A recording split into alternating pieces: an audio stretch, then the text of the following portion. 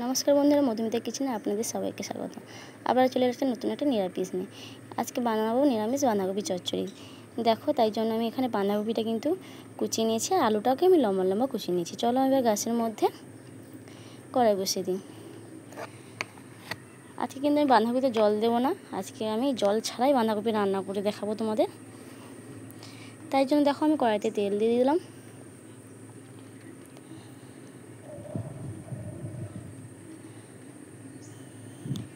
তেলের মধ্যে একটু হলুদ গুঁড়ি দিয়েছি যাতে তেলটা না ঠেকরায়, তাই জন্য তেলের মধ্যে কিন্তু হলুদ গুঁড়ি দিয়ে দিলে আর তেলটা তোমাদের গায়ে ঠেকরিয়ে আসবে না।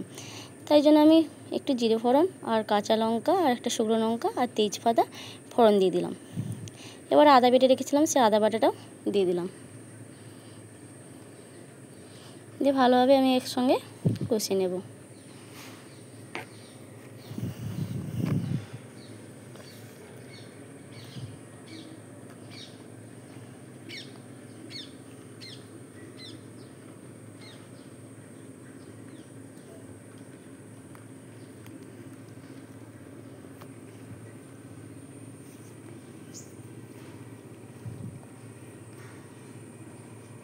আমি টমেটো কেটে রেখেছিলাম, সেই টমেটোটা আমি দিয়ে দিলাম।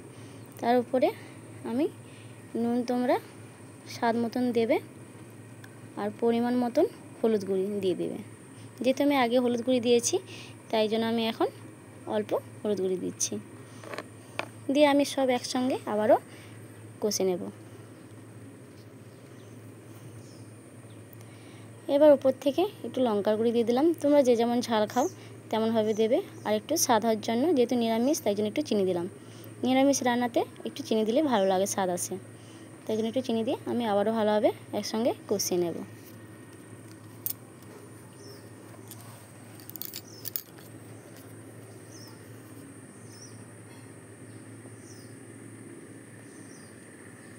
দেখতে পেয়েছো মশলা থেকে আমার কিন্তু তেল ছেড়ে এসেছে। এবার আমি কেটে রাখা আলুটা আমি মশলার মধ্যে দিয়ে দেব, দিয়ে আমি একসঙ্গে আবারও একটু কষিয়ে নেব।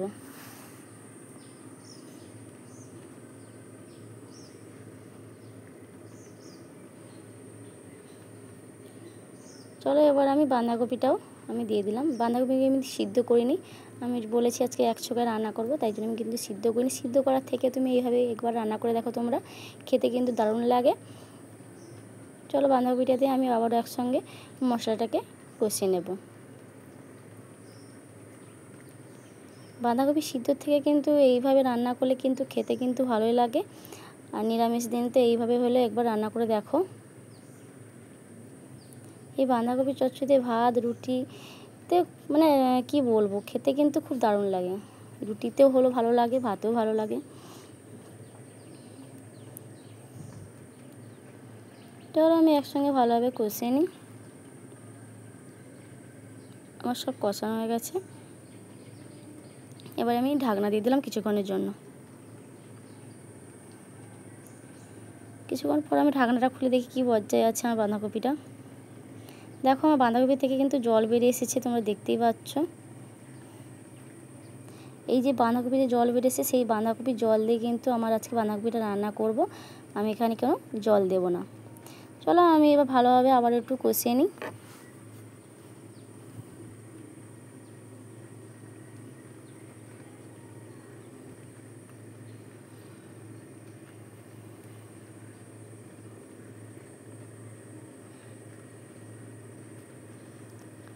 বাঁধাকপি কিন্তু তোমরা একটা কথা বলি, বাঁধাকপি ধুয়ে কেটে নেবে, আর কাটার পর ধোবে না, তাহলে কিন্তু প্রচুর পরিমাণে জল বেরিয়ে যাবে। চলো আমি আবার কিছুক্ষণের জন্য ঢাকনা দিয়ে রান্না করে নিই।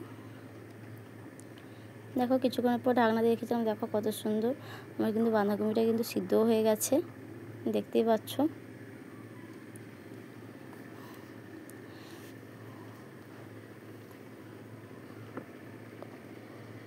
আমি চলো আবার ভালোভাবে কষিয়ে নিই।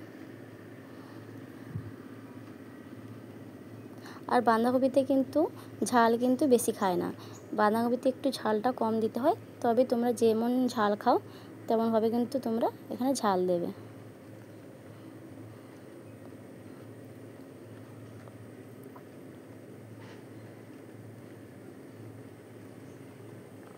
চলো উপর থেকে একটু আমি ভাজা জিরে গুঁড়ো দিয়ে দিই।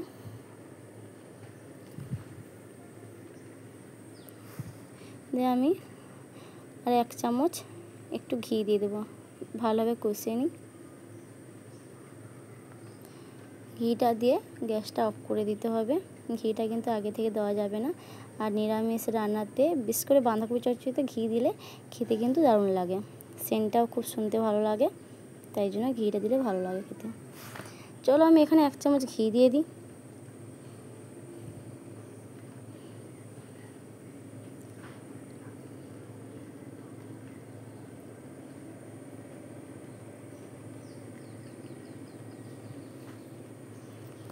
ঘিটা দিয়ে আমি ভালোভাবে আবারও একসঙ্গে কষিয়ে নেব।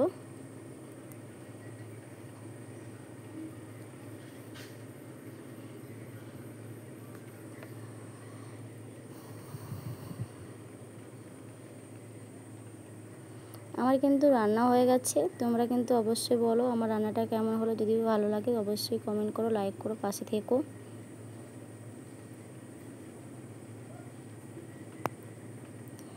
চলো এবার গ্যাসের ফ্লেমটা অফ করে দিই, অফ করে দেখাচ্ছি তোমাদের।